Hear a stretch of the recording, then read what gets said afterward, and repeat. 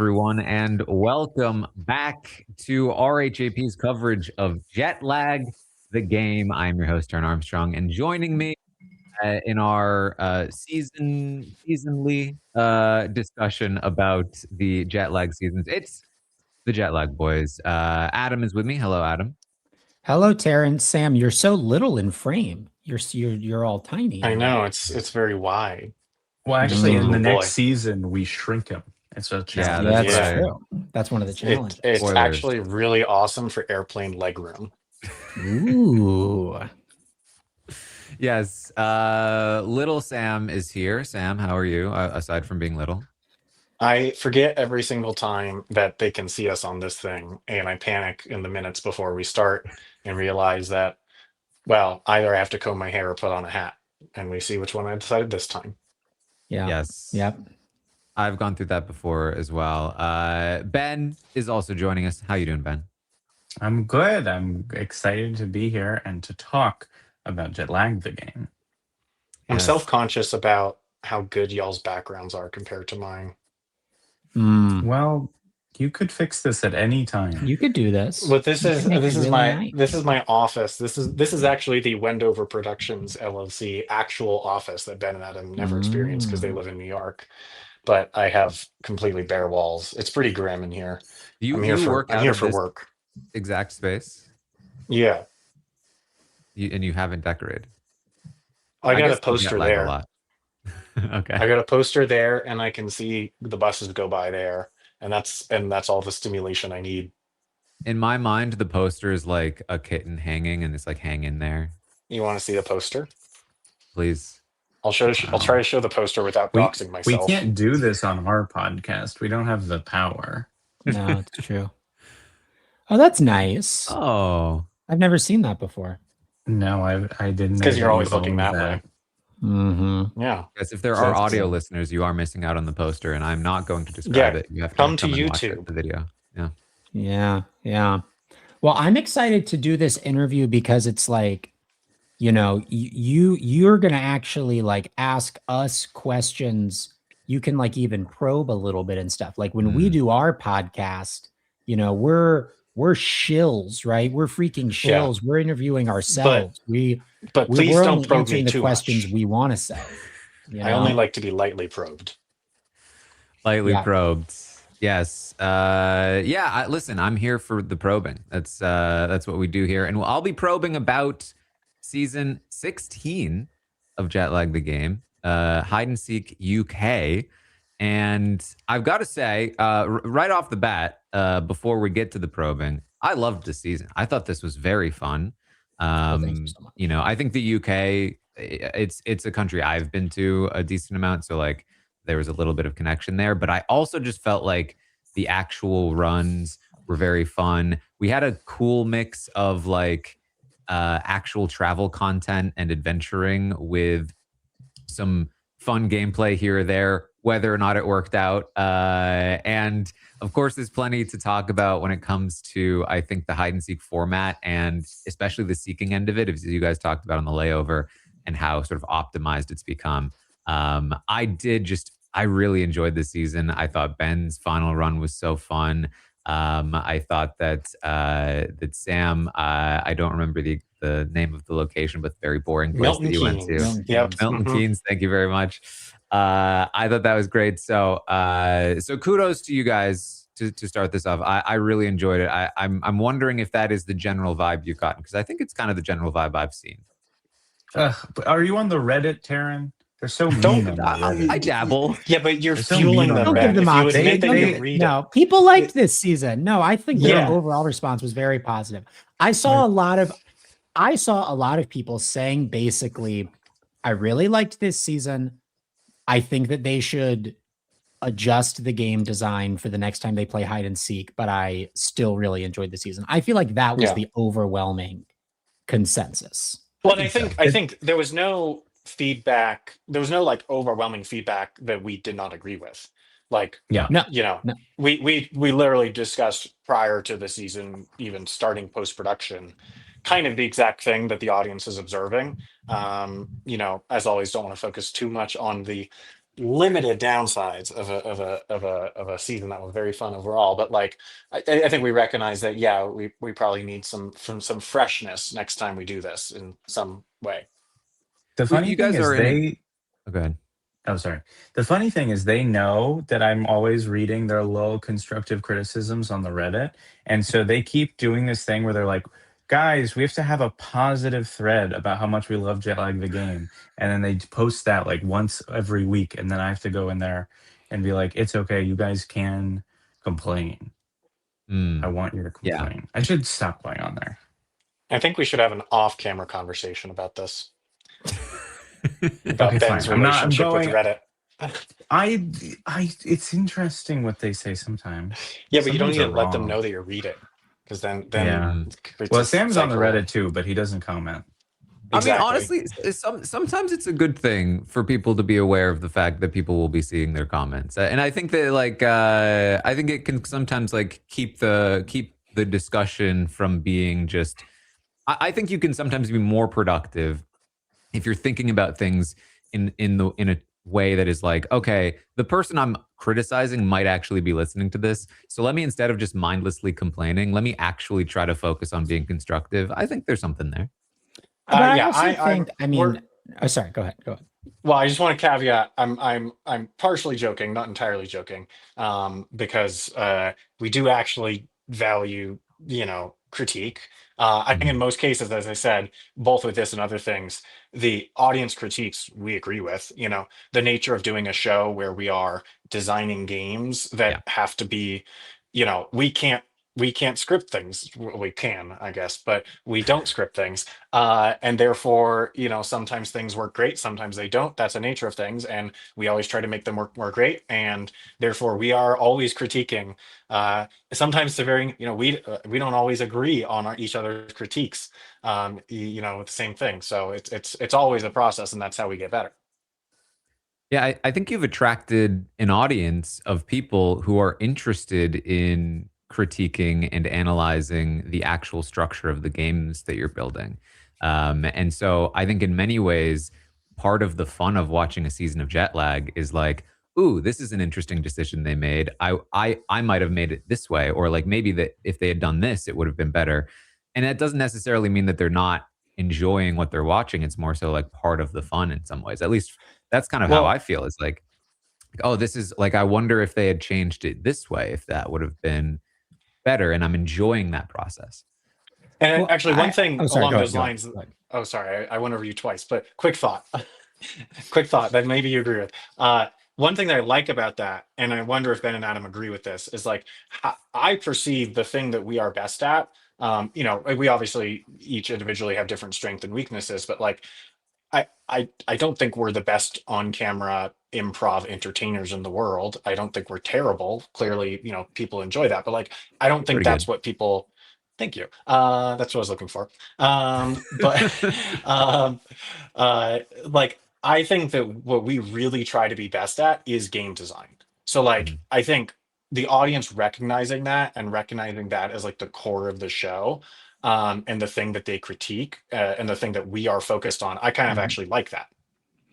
Well, I think that it's I'll say this and then I'll say what I was going to say, which is like game design, but to be clear, and I think there's a distinction to be drawn, a very specific kind of game design that is really like show game design. Like Yeah. Yes.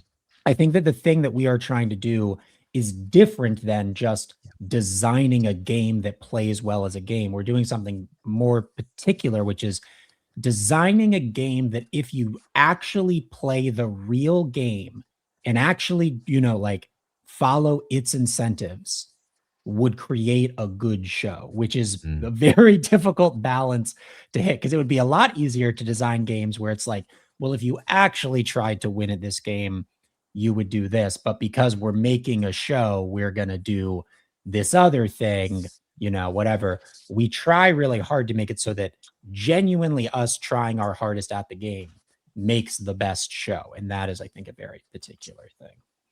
Yeah.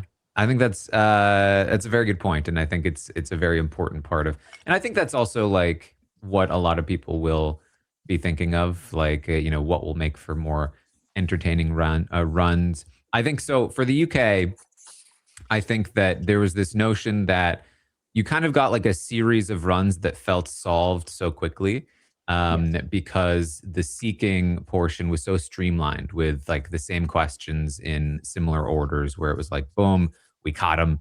Now it's just a matter of finding them. And you guys turned that into, again, what I thought was like very interesting and compelling episodes anyway. But it did lead to people starting to sort of examine, is this okay? Is this broken? And I think what I have seen a little bit of is like, well, ultimately, if you look at the average runtime, it actually was not that bad in terms of like gameplay. But theoretically, there's a world where you want a little more variety in the seeking strategies and like when somebody is caught and how. And I will still say though, like catching someone from rain, catching someone from a thing on a building, definitely was great. Some novel stuff in there. I thought the rain one was very fun, for sure. But I do think, and I think we've talked about this before, but I think that probably one of the biggest points of contention is Strava map. What are your feelings on Strava map at the moment? What just to defend it, which look, I do think there's a very good chance that the next time we do hide and seek, some questions may not be available if we hinge on them too heavily. I don't know, but like I was actually, I think that probably fewer runs this season depended on the Strava map to nail the person than was the case in Japan, which is interesting because I felt like there wasn't as much discussion about it in the Japan season, and only in this season did it seem to start to get stale. But actually, I feel like there were quite a few times where the Strava map was not necessary at all, and obviously, like Or it is our useful. hope that, or useful, that like that there are, at each point in the game, there are a number of different questions that could theoretically be contextually useful. And I think it is that part of the game that is hardest to write questions that are useful, where like you've got, maybe a few dozen stations left. Like that is the hardest thing to design questions to narrow that stuff down. Well, one thing that I think is interesting, and again, without trying to dwell too much on like the discourse, but I suppose it's part of what we're here to discuss. I felt like I saw a lot of people expressing like concern about or dislike of like various ways that tools were used to find someone. People were like, well, it's not good TV for somebody to get found with the Strava map, but also it's frustrating to see the photos get used so much to, just nail somebody right away. But then also people would be, it's like, well, just using radars is so straightforward and blasé. And it's like, there doesn't seem to be any consensus among people on like, what is the most interesting way to find someone. I actually think that what people want, even if this isn't always what they're articulating, they just want people to mess up more. I actually think more than anything, that is the effect that they're looking for, is that I think what was frustrating was, in part, it was true that like we used a lot of the same tools over and over again in this season. Now, in part, I think that there's a little bit of a misconception that it's like you look at the question menu, there's so many questions, and then you're like, they only use, 30% of these questions that often. The truth is, most of that real estate is taken up by questions that are not useful in our version of the game, but that are useful in the small and medium versions of the game that people play when they do like the home game. But I think what people really want, even more than they want like a little more variation in which questions get used, is they don't want the seekers to be able to find the hiders so efficiently and without making mistakes, right? Because if you look at the difference between this season and most of the Japan season, that's really the difference. And I think that the solution, therefore, is in part, I think, adjusting some questions. I think, yeah, like, you know, I've seen a lot of people being like, the photo questions should be more expensive. I think, you know, I see where they're coming from with some of that. Although I also think part of why the photo questions are cheaper is that we think they're the most fun things for you to use to find people. But anyway, ultimately, what I think we are going to change going forward for us when we play the game is make it just so that we are more likely to mess up, right? And there are a lot of ways that you can do that. Yeah. Yeah, we've already And- discussed, you know, I don't know how many I don't know if we want to get into it too much, because we don't have any like strong consensus, but like we already have thoughts on like how to make it, how to force us to make calls on more limited information, which is how you mess up basically. Yeah. Like our hope with this game format when we were originally designing it is that it's like, you know, you had to sometimes you would be forced into a situation where in order to get more information, you would have to make a guess about what you wanted to do, and that your guess might be wrong.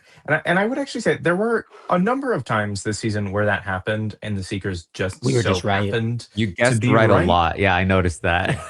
That was part of Um, that. I genuinely think is part of this is like, Mhm. we just guessed right a lot more this time. And Yeah. we 'Cause didn't there make were- the there same were- mistakes as before. Like the biggest thing that happened in last season that I think led to the winning run was just that we were being overly reliant on Google Maps estimates of how long it took to get places. And I think we all just adjusted our game so that we don't trust that information anymore. And that's not a change to the game design at all. That was just that we stopped relying on that information. And that was how the first 2 seasons, the winner won, was by exploiting that. So like, yeah. I do Yeah. think a good chunk of stuff like this is just that like we fixed certain holes in our gameplay, like in our strategy. But anyway, sorry, Ben, I cut you off. No. I mean, yeah, I think that there are just like there are a number of times this season where we could have just as easily gone the wrong way, and it would have been the thing that like could have cost us the round. And then we just, you know, we got lucky. Like, you know, Adam and I could have gone to Wales when we were, you know, when Sam went up to Scotland for the first time, Because of and the that would have bush. cost us a ton of time, or because of the bush. And you know, it really started to feel like we were going to for a second there. Or Sam could have been in Wales, you know, like there are all of these situations where it's just like in some ways we got lucky, or as producers unlucky in the way that things panned out, and that's just how the show goes sometimes. And like even I think if we didn't change anything and we just ran this back as is, I think there's every chance in the world that there would have been a run where a team catastrophically messes something up, and that would have been really interesting. But yeah, I do think that we basically just want to like force it to happen more, because it's always fun when it does. Yeah, I agree. I think I think that's totally right. I think that like some of the most fun moments are yeah, like Ben hiding under the slide, you guys walking around forever is very fun to watch, probably not fun to experience. And then again in this one when, you know, Ben is forcing you back and forth, it's not necessarily a mistake that you're making, but it's like we love your misery. We've talked about that before. And I did notice too in this season that something else I recognized was that I mean, I personally would get a little disappointed sometimes when you draw a time bonus because I almost always want you to draw a curse because I love when curses are played on you. And I really found myself wanting to force the seekers off the train more, especially because there were places I wanted to see. Like the first time you go through Edinburgh, I was like, oh man, you were barely in Edinburgh. Like, and I was so happy that you like actually got to spend some time there later as seekers. And so I'm wondering if that's something you think about as well, like just more curses or even just more ways to force seekers off into the various places that they're traveling through. Yeah, I mean, I think that one easy way to rebalance the game in some ways, and this is something that I'm really glad that we've given people who own the game and play it themselves the tools to do. Like, one easy way you can do this is you can make the deck more powerful, right? Like, I think that the innovation of this season, I would argue, more so than questions being like being repeated, which, because the truth is that's happened in every season of hide and seek for I think, and maybe there's been a little bit, I think there's been a little bit more consolidation, but not a crazy amount more. I think that part of it is that I think when I started being a seeker, instigated a much more aggressive pace of asking questions. And I think that that was part of what affected the meta of the game, was that I basically did the calculation of just like, I think more questions is better in general, right? And a really easy way to rebalance that is just make the deck more powerful. Take out time bonuses, put in more curses, put in more powerful curses. I mean, I will say, like, there's a lot of very powerful curses in the expansion pack that we didn't play with in this season because we were worried they'd be too powerful. But like, we've got a lot of interesting options to power up that deck. And I do agree with you, Taran. Forcing people off trains or like into train inefficiency is really key to winning runs. Like my winning run, I got the jam door curse, right, which kept them off of the train. Ben obviously got express route. Sam and Milton Keynes got express route. And, you know, there are other, we actually had another curse that sort of did not exactly the same, but a similar thing to this in our deck that never came up, that I think really forces the type of mistake making we're talking about, which was a curse where you had to travel quite a long distance in between every question that you asked. So it was like, you couldn't just ask questions back to back. It was like, after you ask a question, you need to travel at least, like, I don't know what it was, like 50 miles or something. It could only be played when you were quite far away. But that's another one that's like, it's going to cause you to, but yes, stuff that forces you on trains, off trains to move more, prevent you from getting on trains. I think that's a key tool in, you know, making the deck more powerful for sure. And I think this is also something, you know, to hit on like the entertainment side, this is something we're always focusing on in game development. Because I think we recognize that a lot of the best and most interesting moments of jet lag come from when people are inefficiently like waiting for transit or going in the wrong spot or ending up in somewhere random. So like always trying to think about making sure that we actually do have inefficiency in travel, because that's good for our entertainment. Yeah. And I also thought that there were some fun end game additions this season. I loved Impenetrable Fog. I thought that was so fun, especially the way it plays out, because I loved it the whole way through. But then watching Ben's final run and you guys not turning into the path to get to Ben like three I separate know. times due to Impenetrable Fog was just phenomenal. And then of course, Passenger Princess was fantastic as well. So I really appreciated that because I'm a lover of the end game and I love when there's like fun stuff happening there. So have you thought more about more end game stuff? Were you happy with what you came up with for the season?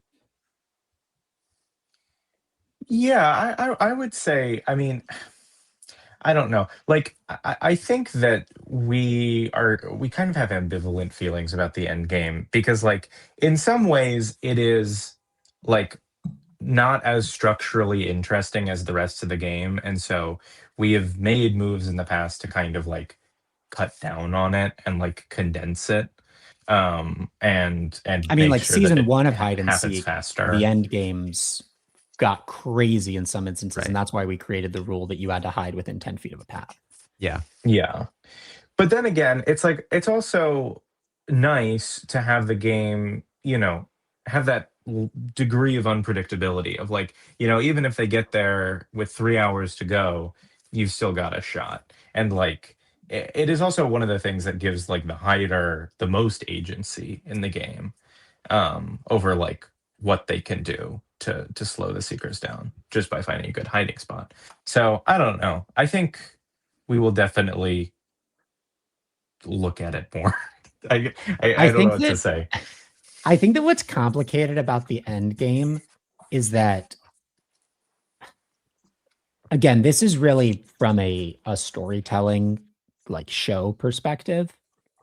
If the person who's hiding is close to the winning time, or if they've exceeded it and they're trying to run up their time, I think the end game is very exciting and interesting because you know those minutes, every minute matters, and that's very exciting. And you know the feeling of like they started out 300 miles from this person. They're within 400 meters of them now, but it's taking them 30, 45 minutes, an hour to find. That's like so fun.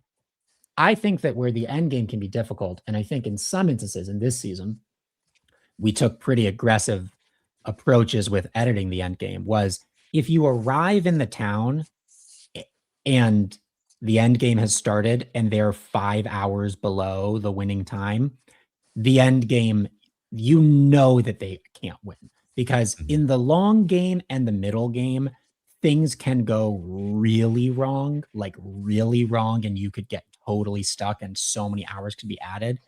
I think that the variance of end games in terms of like the high, like the edges are just much more drawn in. Like even the worst end game can only last so long, whereas the worst middle game could last like forever.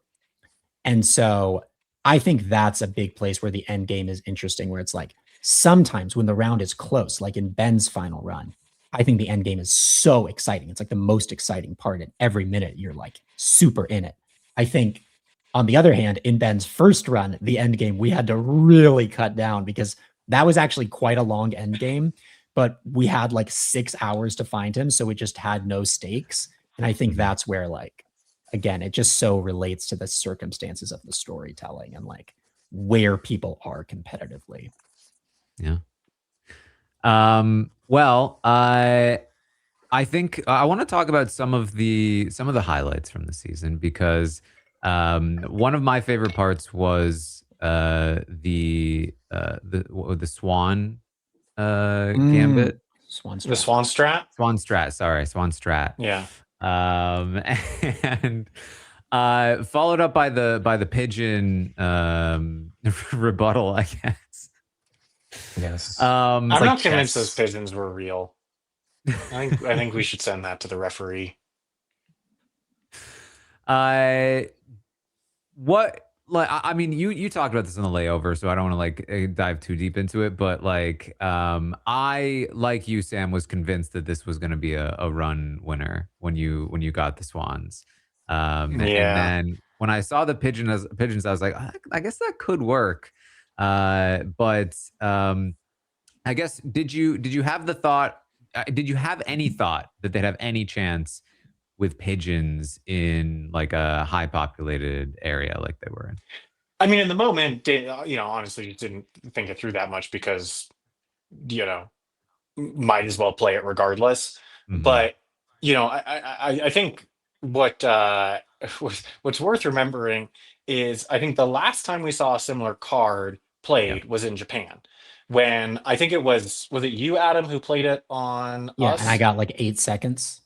No, it was more than that. It was like 20 something. No, the one, because Ben and I were in the town where the highway went through. Yeah. He got like he got like 20 seconds, and it took us like an hour. Did I get up to 20? I thought it was even worse. It was 20 something, but it did not take us. It didn't take us an hour, Ben, but it took us, I think. No, like it took 30, you a while. 40. Well, as I talked about in that episode, there were no damn birds in that whole town. Yeah. Like it took us, like, we had to walk around a decent while, and just to get in like a good bird watching spot. And then it took us like a couple of tries, so it wasn't like a crazy thing, but like even with only 20 something seconds, it 24. took I some just checked it. significant. You guys were right. 24. Okay. Yeah, it was not trivial with 24 seconds. So like in the moment I thought, okay, 15 minutes, surely 15 minutes would be devastating. But because like again, I hadn't like thought through like, oh, what might they have access to or whatever. I mean, I suppose it's true that like if I had really thought it through, I think it is true that of all the locations where I could imagine this being easy, like big open plazas in Europe just tend to have pigeons hanging around, and they were going to King's Cross, did not give it that much thought. But yeah, in the moment I thought, as I say on camera, it's like this is going to be like the thing. Like this is the thing that will win me this run.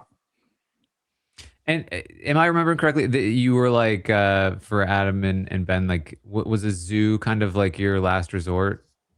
I think our last resort was a zoo. Yeah, Yeah. I think we actually would have gone to the zoo if there hadn't been a tube strike. Yeah. Right. Yeah, Which crazy. That would have been fun. because I think that the fact that it was going to take us so long to get to the zoo was why we were like, you know what, like let's just try it here at least, and then it all worked out. Have you considered a new photo question that is just take a photo of the sky so that you can check the weather? That was in Switzerland. Switzerland. It was, yeah. Yeah. We didn't use it. Is it Wait, is it in wait, is it in the game? We do have photos straight up, but that's more of like an end game question. Yeah. That would do it. Photo straight up. Yeah. I mean, Yeah, so like theoretically you could do it. Yeah.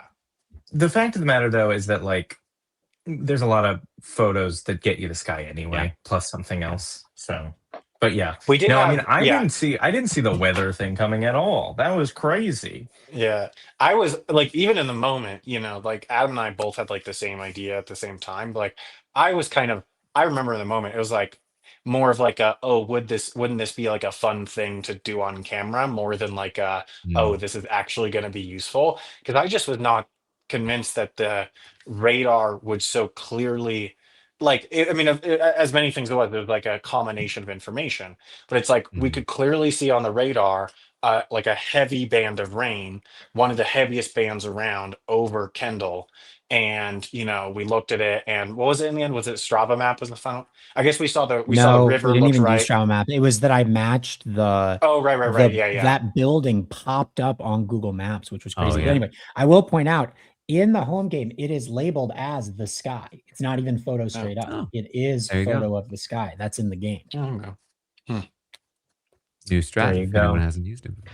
And you've just proven, Taran, that you aren't a home game player yourself. I have not played it. I would like to. I think we had thought about trying to put something together at a live show at some point, but aren't I don't you have in any LA? friends. No, I'm in San Diego. No, he's in San Diego. Sam. Oh, This okay, has come up many times. San Diego would be better for it, but both of those cities don't have the most motivating public transit systems. Although actually, if you did like the commuter rail that goes up to like Encinitas and stuff too, like that has cool locations. Yeah, but I feel like oh, sorry, go ahead. No, I think it could be fun in San Diego, but I agree. I think like public transportation is not amazing here. So I was gonna say, the weather thing though, to go back to that was, I feel like when we first designed this game in Switzerland, we were like, we loved the idea of like using weather for it. And I remember another question that I don't think ever got used was like asking what the temperature was, like if it was higher or lower than a certain amount. Like we always altitude. We always loved the idea of doing stuff with like weather and temperature and stuff. So it was very exciting to actually finally see it getting used and that it like was super effective in that instance. And I think, one of the nice things about that, and I think this actually hints at some of our thoughts on what questions might look like in the future, is it's like squishier info. Like it's useful, but like you can only really trust like the radar so much, or like the temperature map so much. Altitude is kind of useful. I mean, that's not weather, obviously, but like, and we also had like, I mean, I remember one of the better moments in Switzerland hide and seek was matching the photo of a peak, which obviously worked there because there's a lot more peaks around, because like that's the thing where it's like we were able to use it as like squishy information, but when we got there, it was able to be like final confirmation. And I think that's like very fun because it like forced us to go somewhere with only a theory, but we'd have to go there to confirm it. Yeah. But yeah, I do all think very that fun. was something I missed in this season was probably like that feeling in previous seasons of like going to the station and finally being like, "Oh, this is for sure." Like most of the Yeah, time this season, I think you knew well ahead of time you Yeah, were we had definitely them going to the nailed right place. beforehand. Yeah. true.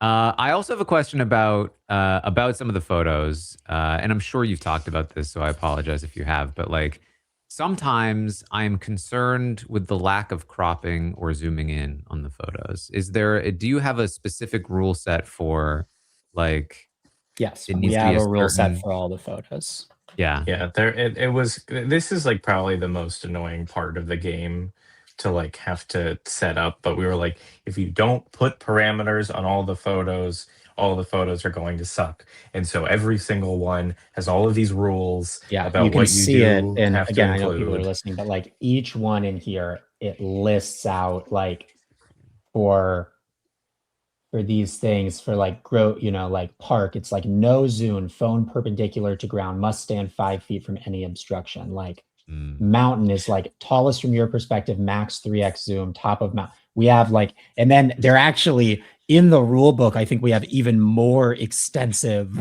explanations of all of Yeah, the restrictions in case you Yeah. need to know more stuff. But no, this yeah this it's was like very heavily, yeah. this was probably the most time consuming thing to do when we were designing, because like we had to think of like every single way you could exploit a photo and how to create. Like I remember like one of the trickiest ones, it doesn't actually seem that tricky in retrospect, was like everything that dealt with like a wall and like how much information had to be included on like photo of like station platform, for example. And like, how that looks, anyway. But yeah, it took a lot of brain power. Yeah. Okay. What was your favorite place to visit in the UK for each of you? We'll start with Mm. Adam.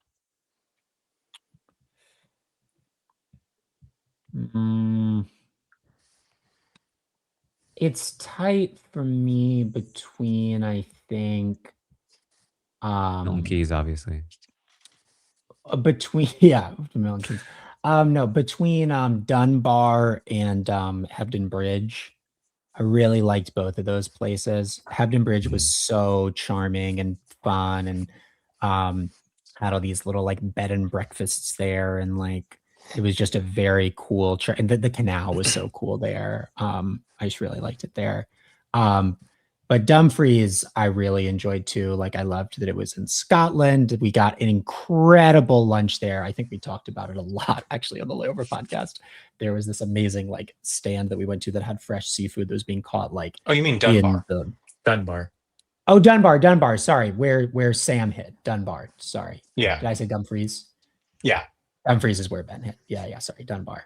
Um, it had like the John Muir path that like I walked on that was really cool. So I think it's tight between those two. Yeah. Sam? Well, Edinburgh, of course, is the greatest city in the world, but excluding that, um, of the hiding locations, I mean, I honestly have a pretty similar opinion to Adam. Like Dunbar was a lot more like familiar to me since I lived in Edinburgh and all that, so it was less novel, but still really nice. And I think, as I talked about in the layover, I had a really nice overnight there, going to the same spot that Adam and I had lunch. But I also had like a nice room with a hot tub overlooking the Firth of Forth and watch the sunset. And Mhm. it was just it was like one of, if not the most relaxing jet lag overnights I've ever had. Um, so that was awesome. But yeah, I'd say if I had to choose one, Hebden Bridge for me, part of what made it fun was it was just like very unexpected for me. My experiences in that general area of the country have been in like the cities, and the cities in that area are not that much to write home about, in my opinion. So I did not expect for there to be, this kind of nice, quaint little town in a valley, so close to, some of the biggest cities in the country. So yeah, it was just like not what I was expecting, when I left Leeds, I guess, right? Or wherever we left from. So yeah, the surprise factor made that very memorable for me. And Ben? I think, I mean, we had a great time there the whole time. I think for me, um, it would have been Dumfries, the last place that I hid. Like that was probably the nicest overnight that I had. Because I stayed at that. There was like a spa, and they were really worried about me, and they give me free desserts and all sorts of stuff. They were really treating me really good because I seemed very disheveled at that point, and sort of I Europeans have this impulse where they either decide they need to take care of me or take advantage of me. And in Steal your phone, yeah. Scotland, fortunately, they were merciful. So Dumfries. Yeah, you were just like rambling about some game you were playing on YouTube, and they were like, "Sure, sure, Ben, it's Yeah. gonna be okay." Yeah. Have a I little pudding. I also honorable mention to the train line between Dumfries and Edinburgh that we all rode a couple of times. It's Gorgeous. very pretty. Like the Mhm. just like the it's like there's like barely any human civilization except for like gorgeous little like sheep farms and stuff, and the mountains are just incredible that you pass through. So honorable mention to that train line and the broader Transpennine Express, which, as we've said many times, lovely train system with honestly just surprisingly consistent, exceptionally nice and friendly train attendants. I was so jealous of the train experiences that you seemed to have, probably because it was like first class tickets. But like I was like, man, that seems nice. I'm telling you, Yeah. that is the hack, folks. If you are visiting the United Mhm. Kingdom, you get that first class Brit Rail pass. It's like expensive, but not that crazy at all, especially if you're going to be taking trains anyway. The trains in the UK are quite expensive. So if you just take a few trains, it's going to pay for itself. I mean, you can get a lot of days covered. It's such an incredible way to experience the country. Like, I feel like this was one of those seasons where I did it and I was like, telling my girlfriend, like, we've got to go and, do the thing that we did, but just like actually hang out. Like, it was just, I really had a phenomenal time there. And one of the things I actually like about the UK trains, which is actually simultaneously a reason why the UK trains are not very good for people in the UK, is there's so many different train companies and Mhm. they're all a little bit different. And at least when you have like the first class tickets with the nice seats and the food and everything, it's like each train is like a different menu and different options, and it's like a different rolling stock, and so it was like nice like variety. And I like that we were able to formulate. Ben and Adam, do you agree? Was the TransPennine Express your favorite of the train companies, or do you have a different one? I think that's the was I the think they were goaded. TransPennine Express the one that went up the West Coast, the high speed? Sometimes there's like Avanti West Coast. Oh, I Um, think mine might have been Avanti West Coast. I think that mm, one was really nice. okay. Um, Sam no, but seems maybe skeptical. TransPennine. The people were friendlier on the TransPennine. Every time on the TransPennine for me, like the attendants were just so friendly, and at They least were one of super them was friendly. was a jet lag viewer. Yeah, Um, I had that happen. I think it was probably when I was with you. Um, but yeah, great trains. Look, the UK, they are always hating on their trains. I think mostly because they're so expensive, but I had a great time on them. I think this season produced one of my favorite layover anecdotes, which was Sam having to reschedule and then eventually cancel his reservations at the restaurant. That wasn't even that was in the episode, wasn't it? Now that's in the episode. That's in Oh, the is it in the episode. That's episode in too? the episode. Oh, I right. think It we was Yeah. talk in the more episode, about but it in the layover, but yeah. right. Well, Yeah. I think in the episode you mentioned you had to cancel the reservations, but in the layover story you mentioned that you first pushed it back once, right? Yeah. Yeah. Right, right, Which right. You to pushed me it back. is so much worse. Right. Well, because I felt just so bad. Because like I don't know if I admitted this. I'm brave enough to admit this now. They called me when it was, I forgot to actually cancel it after Oh, the rescheduling, and they started calling me, and I just did not pick up. I no. I didn't. Like it was the time of the reservation. I couldn't You deal with couldn't. that. I just It couldn't was deal with such a that. simple explanation. It was No, such a it's simple not. explanation. I I I just simply Who could not. I had a duplicate. I had a duplicate. Yeah. I'm sorry, my friend had a duplicate.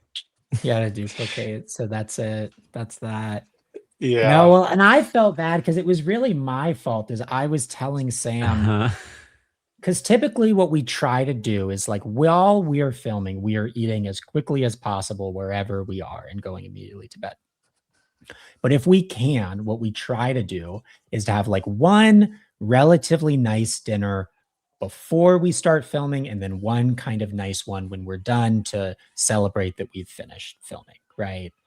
And I was looking the night before because we had moved our flights to be out of Edinburgh. So I knew we were going to have to go to Edinburgh. And I was just like, man, everything's totally booked up. And so I was the one who told Sam, like, if we want to get a dinner reservation for tonight, we really should make it now. And he was, I mean, and I do have to say, like, in fairness to you, Sam, you were like, are you sure you want me to? There's a deposit. Do you? And I was being like, come on, like, because I was doing the math of like, I don't know, let's say it takes us 3 hours to find Ben in the end game. We're still going to get there with like 2 hours to spare. No problem. And, sort of, my own petard, hoisting, etc. Brutal stuff. Yeah. Another thing you talked about on the layover is how, it's sort of in relation to this story, how like during the game, it's like all that exists to you in like the version of the game's reality, and then as the game comes to a close, you start to like remember real life. And I was thinking about that in terms of like reality TV contestants I've talked to before, because they undergo the same thing, often for longer periods of time. But I was curious about some of that. Like, what has been your experience of getting back to real life after spending like a week or so just like fully in game mode? At least for me, one of the things that shifted is, and maybe this is just a me thing. I just wake up the next day, have a normal day, because it's just like I don't know. Sometimes like doing jet. I mean, obviously there's often travel involved, but like it just feels like a normal day for me because I think this is so regular for us now that it truly just Yeah. feels like another day at work. Um, so like where I think it used to be like, oh my God, I just need to sit comatose nonstop. But part of this is like we've shifted to like slightly shorter filming windows and stuff. But like at least like psychologically for me, Well, shorter filming Shorter days, I think you days. mean. I think our yeah. windows are. Mhm. Right, right, Yeah. right. So the days are not quite as exhausting. Yeah. So like, I mean, like, I think, we all actually flew back to New York the day after this, and I Mhm. don't even remember what, but yeah, I've noticed myself. It's just like, it feels way more normal, getting back into things after, for me at least. Yeah. I feel like I don't know. The next day, I think I'm still kind of in a crazy headspace, but I feel like I go through a not completely dissimilar thing where like I feel like what happens is I finish filming jet lag, and then like that the rest of that day, and then typically the next ish day, I'm sort of like I'm completely physically, mentally, and Oh, creatively yeah. exhausted. Like I'm just like I can't imagine working for weeks in my head. I'm like, Yeah. it's hard for me to fathom going back home and sitting at my desk and doing work again because I'm just like, I've given everything I have to this for so long in the planning, the preparation, and then the film, just all of it. I'm just like, I've completely exhausted everything I have to give. Right. Again, like physically, mentally, creatively, all of that. And then I feel like I get to Monday and I'm kind of like, somebody sends me a draft of like the previous season that we're still working on. And I'm just kind of like, oh yeah, right back to it. And I We're feel Slack like addicts. I get like You Well, know, I get actually pretty quickly. I kind of get all my juice back. I pulled up my calendar and remembered why we all flew back to New York. Because of course I live in Colorado, so normally I'm headed back here. But it's because we wrapped on a Saturday night, rather late, thanks to Ben. And then we all went back up to. Well, actually, they went to Glasgow. I went to Edinburgh. I had a 6 a.m. flight the next morning just because I was on a different itinerary than them.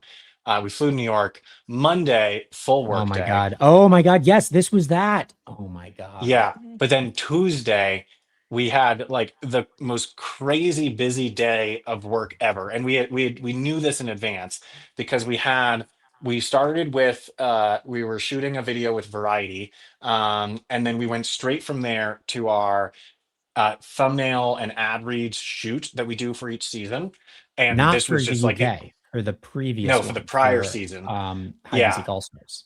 and it's just Sorry, like this was like Attack the All day Stars. that worked. Um, and then straight from there to the premiere event of and like the biggest premiere we've ever done with like what was it like 500 people um I actually at think you might have this reverse, Sam. I think the premiere was on Monday oh no, you're night. right, Monday night. That's And what makes it then even crazier. after the premiere, which went late and was crazy, we had to get up early and film all of the ad reads and do all of this Right, stuff. because we had the Yeah. premiere. Yeah, the premiere again, 500 people. Literally the day after flying back from the UK, we had an after party, which was lovely, but also tiring. And then we had that whole massive day of shooting. And was that? Yeah, it was busy. We survived, but yeah. Yeah. But that's And the again, thing. I Yeah, we think were that's we a were good way back example of over. like after all of that, I was like, I'm not going to be able to do any work for a month. And then like 2 days passed and I was like, yeah, back to it. I would say the thing that really gets me after we're filming is that for like several days, I still have this thing where if I'm ever like entering a building or leaving a building or getting on a train or off I a want train to or on a film. plane, No, I'm yeah. like, and I'm like, oh my God, I forgot to film. And then I'm like, no, it's okay. We're Oh, normal. especially because we're traveling back. So it's like I'm getting Yeah. on a train, I'm getting to the airport, I'm getting on a plane. I always, yes, I do that exact same thing where I'm like, wait, I didn't film myself getting on the train. I 100% have And that. look, there's the flights just feel so nice, and the trains just feel so nice when you don't have to film and Oh my Really God, strategize it's luxurious. and be Really amazing. entertaining. luxurious. Oh my Ooh. God. Like I still remember just how nice that, especially because I was going to Edinburgh. I took we separated at Carlisle. I took that gorgeous train line that I mentioned earlier up to Edinburgh in like the sunset. Oh, it was a glorious train ride home. Um, and I loved it I was as about much to as we ask love that, filming. does the experience of playing jet lag make regular travel easier or more annoying because you had to do so much of it? It sounds like better in many ways because Well, probably because you're I more think efficient and you have less work to do. I think what we've all realized is like the jet lag experience just makes travel less stressful for us because Mm, like we understand it. We understand that if things go wrong, it's fine. Like a you lot of figure people it seem to out. just like melt down as soon Yeah. as things go a little bit awry with travel. So yeah, easier to like travel with less stress, I think.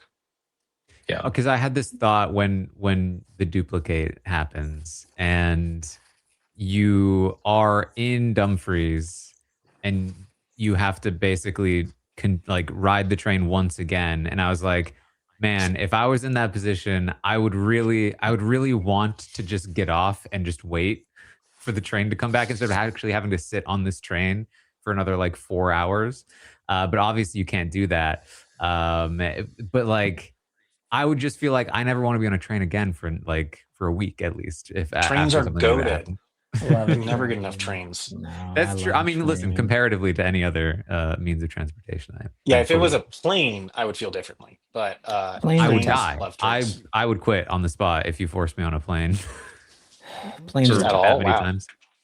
Okay. Um, so that this is Hide and Seek UK. The next season is in Taiwan. Yes. Taiwan That's is so true. cool. That's true. It, Yeah. It seems very exciting. We had fun.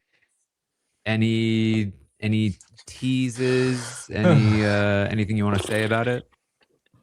We gotta be careful. I think we've said. Have we said? No. I don't know. No, I I don't can't know. even. we've We said don't edit this we've podcast. we've said that it's a new game. Okay, that's what I Okay. was wondering. We Yeah. have Okay. said that. Completely novel. Yeah. It It uses some Tai- things from previous games, but does. Taiwan is it's a new game. incredible location. I think it's. I'll say In my something. opinion. I'll go Okay, go go for it. ahead. No, you go. In my opinion, I'm really excited for it. I think we had big strategic moments. I think it's a Yes. season that really builds. And I don't mean Yeah. that in like it's terrible when it starts, but it's just like it only gets better. Yeah. I think it has sort of that. I remember I used to say that about Australia. It was like, I don't think the Yeah. beginning of Australia is bad, but that's a game that really builds on itself. You know? And I think this does that as well. Yeah. I think it's got a lot of depth to it. Yeah. And then I Yeah. think the other thing I'll say, I think you guys will agree, this is fine to say. You know, in the past, when we have played games in Asia, the first time we did Japan and then also South Korea, I think we made the mistake of not being thoughtful about making sure the game would show that place off and show all of the cool things that are there. And I think in the case of Taiwan, we did not make that mistake. No, I think so. We went to I a think the lot of star cool of this season, places. the star of the season is Taiwan. And I genuinely feel like it's one of the most underrated travel destinations. Like I've been telling cannot everybody. gush. I've been like Yeah, telling my yeah. family, I have too. like, Yeah. you should go visit Yeah. Taiwan. I like it's literally good. everyone I tell to, it's like Japan but better. It's cheaper. I think it's less touristy. It's more It's true, naturally yeah. stunning. I like the food even more. Mhm. It's got like everything that people love about Japan, except it's not as hyped as Japan. Yeah, and it's not. Yeah, Well- and it's not as overrun with tourists. Now that Alex Honnold has climbed Taipei 101, Taipei I don't know. 101. Yeah. Oh man, the climbing community, they are not happy with that. They're not happy with that? No, I've had lots of conversations about this. Why are they What? mad at him? Is it because of like he let them like live stream it, which is pretty messed up, or Well, what? because immediately, well, it's a lot of reasons, but like as This is a good as way to end the everyone, podcast. yeah, Sorry. let's talk about something completely different. As everyone could have predicted, the thing that started happening immediately after was lots of people went to Taipei 101 Yeah. and tried to climb it.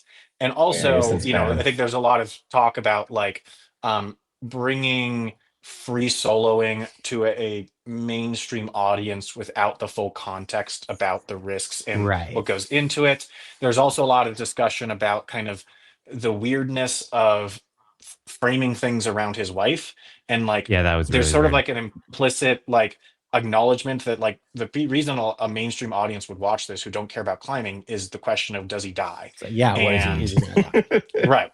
And like that's just like very like Black Mirror-esque, and especially for the focus on the wife. And also Mark Rober was there. And Yeah, also That Mark Rober whole was there. thing. That was interesting. Yeah. and I a mean, completely disconnected WWE superstar. yeah. Yeah, my thing was I actually it's interesting because of all of the Alex Honnold's back in the news stuff. I actually rewatched Free Solo last night Mhm. just because I just was- rewatched it too. You did? Okay, because it's It's and good. I rewatched it and it's incredible. I think it's truly like one of the most extraordinary pieces of documentary filmmaking ever made. But I think it made me even more thrown off by the Taipei 101 thing, because it's like the whole thing about Free Solo, like a fundamental part of it is that the whole film is grappling with the ethics of capturing this at all, with Mhm. even filming it at all, right? And like how morally complicated that question is and how careful they are about like how to handle this and whatever. And then like the Taipei 101 thing is literally just like it's just like what if we did the evil version of this? Yeah, Like, it really look, was. Black Mirror is such a great.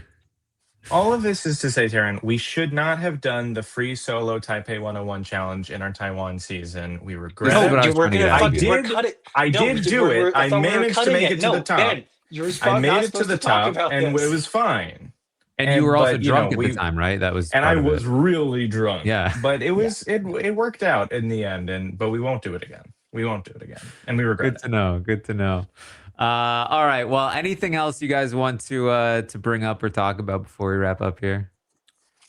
when's this coming out? Soon, right? Abolish Probably, yeah. Everything. Abolish Everything season 2 is up on Nebula now. If you're a person who watches our show and you're subscribed to Nebula, or you're maybe on the fence, we've got a whole season coming out of a comedy debate show. I know that's a little bit different than our travel show, but it's just a really, really, really good show.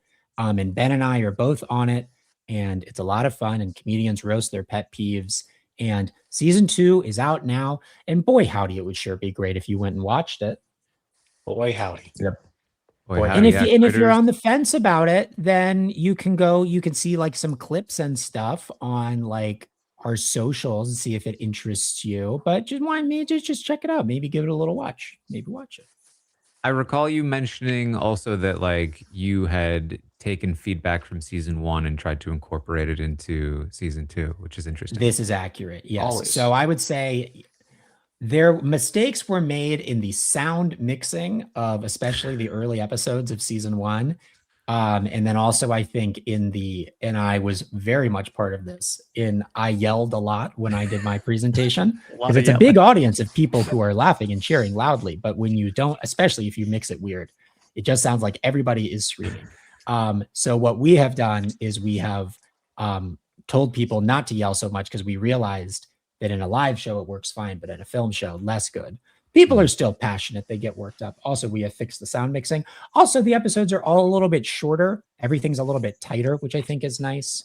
Also, frankly, like the lineups are crazy this season. I'm just doing pure promo right now, like just shameless promo. But like Gianmarco Cerezi is on this season. Demi Adejuyibe is on this season. Like people who I've been a fan of for years are on this season.